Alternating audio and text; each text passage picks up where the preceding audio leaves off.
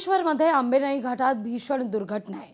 Car 700 ते 800 फूट खोल दरीत कोसळली आहे। अपघातात 8 जणांचा मृत्यू आहे, 4 मृतदेह सापडले आहेत। स्थानिक ग्रामस्थ आणि बचाव पथक घटनास्थळी दाखल आहे। शोधकार्य युद्धपातळीवर सुरू आहे। आढावा घेतला आपले प्रतिनिधी भारत गोरेगावकर यांनी।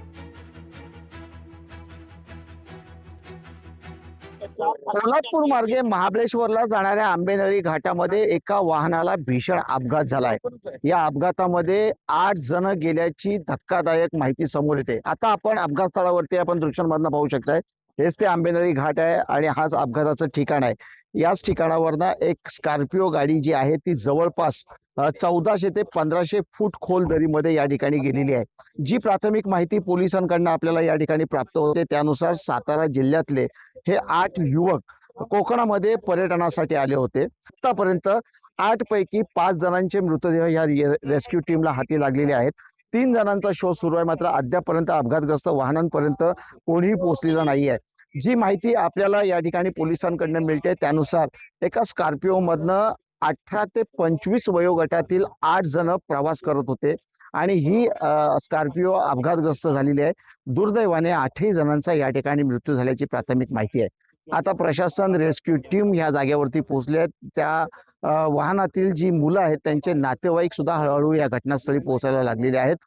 खरं वास्तव आणि सत्यता काय आहे ही ज्यावेळी अपघातग्रस्त वाहन बाहेर काढलं जाईल त्यावेळी समोर येईल। मात्र एकूणच ही दुर्घटना प्रचंड भीषण असून ही सातारा आणि रायगड जिल्ह्याला हादरवून सोडणारी आहे। व्हिडिओ जर्नलिस्ट ओम गोरेगावकर सह भारत गोरेगावकर, लोकशाही मराठी, रायगड। साधारणपणे हा अपघात रविवारी सकाळी पहाटे 5:30 ते 6च्या दरम्यान झालेला आहे। स्कॉर्पिओ गाडी आहे, MH11 ची पासिंग आहे, साताऱ्याची गाडी आहे। त्याच्यामध्ये साधारण 8 प्रवासी होते आणि 8 प्रवाशांपैकी जवळपास 7 ज्या डेड बॉडीज आहेत त्या आपण आयडेंटिफाय केलेल्या आहेत।